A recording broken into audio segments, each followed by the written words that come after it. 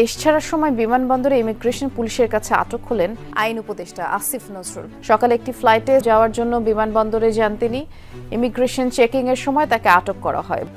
আসিফ নজরুল বিপ্লবকে ধ্বংস করেছে। 5ই অগস্টের বিপ্লব, জুলাই বিপ্লবকে ধ্বংস করার জন্য যদি একজন ব্যক্তিকে দায়ী করেন, সেটা হচ্ছে আসিফ নজরুল। সে তার নিজের পদের জন্য, নিজের ক্ষমতার জন্য সে ষড়যন্ত্র করে, বিভিন্ন লোকের সঙ্গে ষড়যন্ত্র করে এই বিপ্লবটাকে ধ্বংস করে দিয়েছে।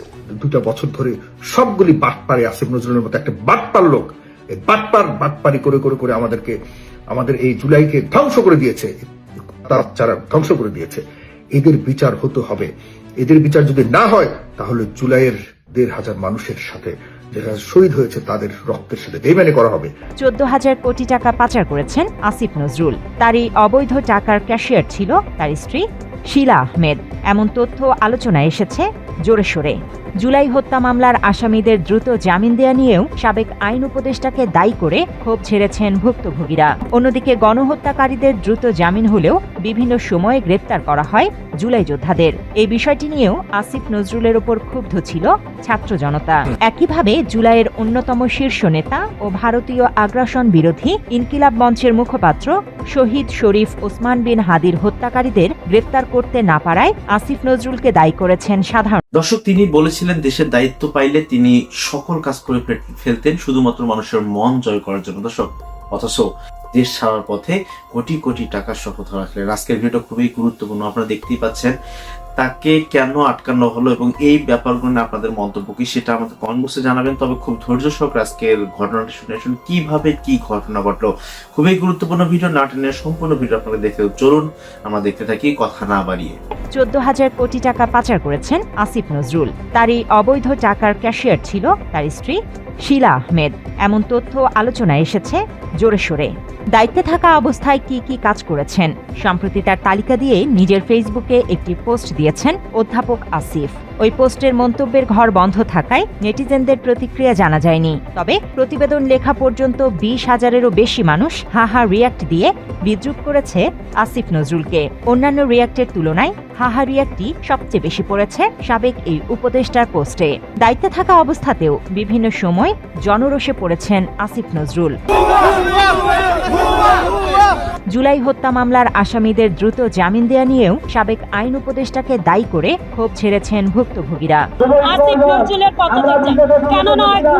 অন্যদিকে গণহত্যাকারীদের দ্রুত জামিন হলেও বিভিন্ন সময়ে গ্রেপ্তার করা হয় জুলাই যোদ্ধাদের। এই বিষয়টি নিয়েও আসিফ নজরুলের ওপর ক্ষুব্ধ ছিল ছাত্র জনতা। যেহেতু 5ই আগস্টের পরবর্তী সময় আমরা ইন্টেরিয়ামে ওনাদের বসাইছি, আমাদের ভাইদের রক্ত এবং আমাদের ত্যাগের বিনিময়ে ওনারা এই চেয়ারগুলিতে বসছেন। আমরা মনে করি অবশ্যই তার দায় আছে। কেননা আজকে যদি আমরা এই মবগুলো সৃষ্টি না করে, আমরা যদি এই থানা এবং যে জ্বালাও করা যে কর্মসূচি ছিল, আমাদের লং মার্চ যে কর্মসূচি ছিল, এগুলো না দিলে এই স্বৈরাচারের পতন হতো না। একইভাবে জুলাইয়ের অন্যতম শীর্ষ নেতা ও ভারতীয় আগ্রাসন বিরোধী ইনকিলাব মঞ্চের মুখপাত্র শহীদ শরীফ ওসমান বিন হাদির হত্যাকারীদের গ্রেপ্তার করতে না পারায় আসিফ নজরুলকে দায়ী করেছেন সাধারণ মানুষ। আসিফ নজরুল কখনোই দায় এড়াতে পারে না। ওনার আমলে অস্ত্রসহ ধরা পড়া আসামি কিভাবে এখন চলন্ত ঘুরে বেড়ায় এবং আবার প্রকাশ্যে খুন করে, তার উচিত ছিল এবং রাষ্ট্রের উচিত ছিল যে তার ব্যাপারে নজরদারি রাখা, যে অস্ত্রসহ খুনি এখনো ঘুরে বেড়ায় এবং দ্বিতীয় আবার খুন করে।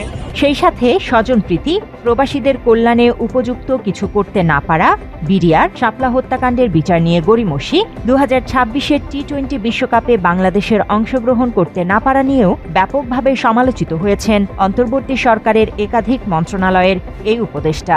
1 বছরে ক্ষমতা অধিষ্ঠিত হওয়ার পরে তারা যে ধরনের কার্যক্রম করেছে সেই হিসাবে তো দিতে পারতেছে না। একটা দৃশ্যমান বিচার করছে। সরকারের উপদেষ্টারা ভোগ বিলাসিতা আর লুটপাটে ব্যস্ত হয়ে গেছে। তারা বিচারের নামে কি দিয়েছে?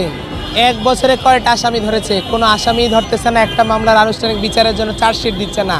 আইন উপদেষ্টা উদর পেন্ডি ভোরদরগারে চাপাচ্ছে, উনি বিচারপতিদের নিয়োগ দিচ্ছে, উনি নীরব ভূমিকা পালন করতেছে কেন? ডক্টর ইউনূসের নেতৃত্বে যখন এই সরকার দায়িত্ব নিল, তখন দেশের মানুষের প্রত্যাশা ছিল আকাশচুম্বী। মানুষ ভেবেছিল এরা জুলাই বিপ্লবের আসল ফসল ঘরে তুলবে, এরাই দেশের ত্রাণকর্তা। ডক্টর ইউনূসের ক্যাবিনেটের প্রতিটি সদস্যকে মানুষ মাথায় করে রেখেছিল, কিন্তু সেই ভালোবাসা ঘৃণায় রূপ নিতে খুব বেশি সময় লাগেনি।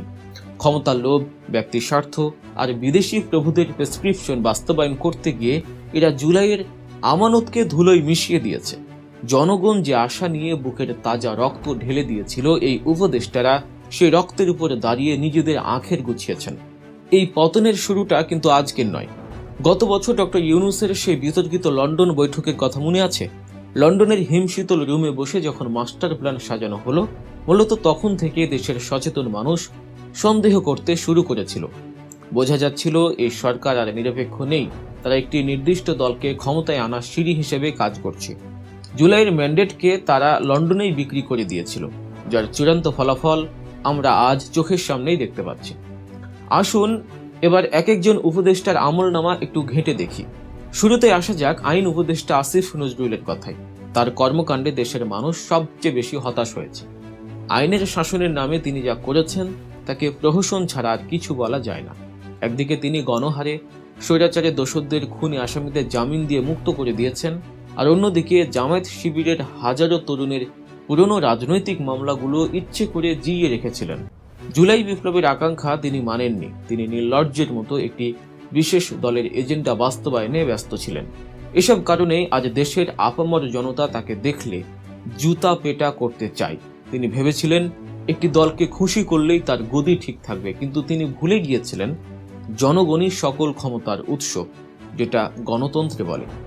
আইন উপদেষ্টা যখন বিচার নিয়ে খেলছিলেন, তখন পরিবেশ উপদেষ্টা সৈয়দা রিজওয়ানা হাসান কি করছিলেন? দেশের মানুষ যখন দ্রব্যমূল্যের ঊর্ধ্বগতি, চাঁদাবাজি আর সিন্ডিকেটের যন্ত্রণায় পিষ্ট, তখন তিনি মেতেছিলেন এক অদ্ভুত এলিট পরিবেশবাদ নিয়ে। সবচেয়ে বড় বেইমানির ইতিহাস যিনি রচনা করেছেন তিনি হলেন নিরাপত্তা উপদেষ্টা খলিলুর রহমান। ডক্টর ইউনূসের সবচেয়ে কাছের লোক হিসেবে পরিচিত এই খলিল সাহেব নিজেই এখন যোগ দিয়েছেন বিএনপির সরকারে। এর চেয়ে বড় প্রমাণ আর কি লাগে যে এই অন্তর্বর্তীকালীন সরকার শুরু থেকেই বিএনপির বি টিম হিসেবে কাজ করেছে। খলিল সাহেবরা ভেতরে ভেতরে নির্বাচন ইঞ্জিনিয়ারিং করেছেন, ভোটের মাঠ সাজিয়েছেন একটি বিশেষ দলের জন্য। তার জন্য পুরস্কার হিসেবে আজ তিনি মন্ত্রিত্বের চেয়ারে বসেছেন, শুধু রাজনৈতিক স্টান্টবাজি করেছেন। ইউনূস সরকারের প্রতি মানুষের যেটুকু মায়া অবশিষ্ট ছিল তা শেষ হয়ে যায় শহীদ ওসমান হাদির মৃত্যুতে। এই শহীদের খুনিদের বিচারের দাবিতে যখন মানুষ রাজপথে নামলো, যখন যমুনা ঘেরাও করলো, তখন তাদের কথা শোনার বদলে উল্টো গণহারে পিটুনি দেয়া হলো।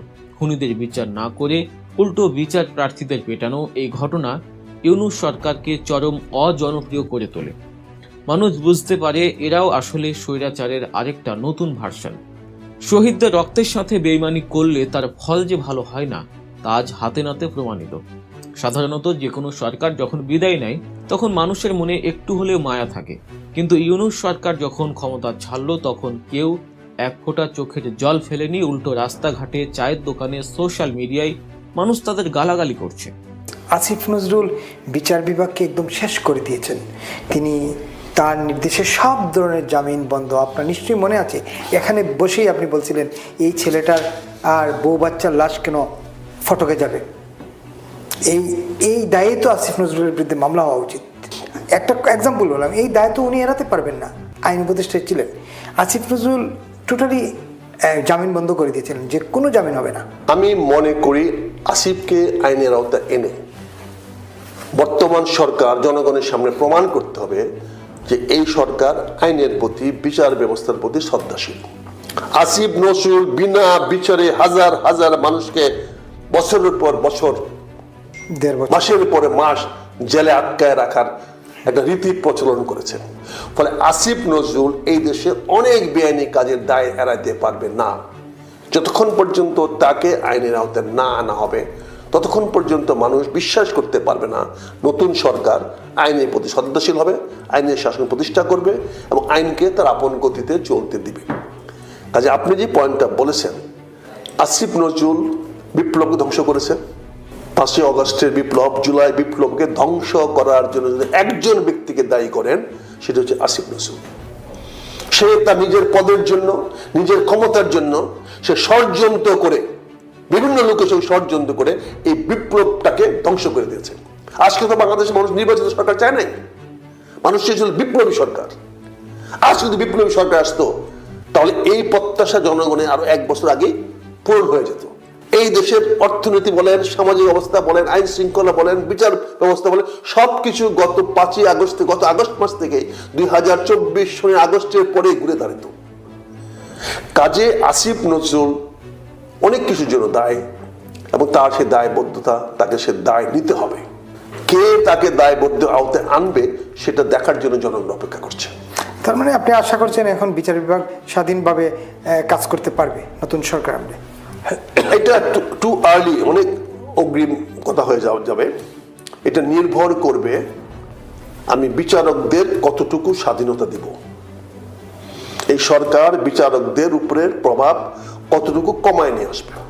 দর্শক, ভিডিওটি দেখার পর আমাদের কি মন্তব্য সেটা আমাদের কমেন্ট বক্সে জানিয়ে দিন এবং বাংলাদেশের বর্তমান প্রেক্ষাপট অনুযায়ী কেমন চলছে এবং কিভাবে চলছে এই ব্যাপারগুলো নিয়ে আপনাদের মন্তব্য, কিভাবে চললে ভালো হবে বলে মনে করেন সেটা আমাদের কমেন্ট বক্সে জানাতে দেন। আজকে ভিডিও পর্যন্তই, ভালো থাকবেন, সুস্থ থাকবেন, দেখা হবে পরবর্তী কোনো ভিডিওতে। সবচেয়ে আলোচিত এবং ট্রেন্ডিং চ্যানেল ভিডিওগুলো পাওয়ার জন্য আমাদের এই চ্যানেলটিকে সাবস্ক্রাইব করুন। আজকে ভিডিও পর্যন্তই, আল্লাহ হাফেজ।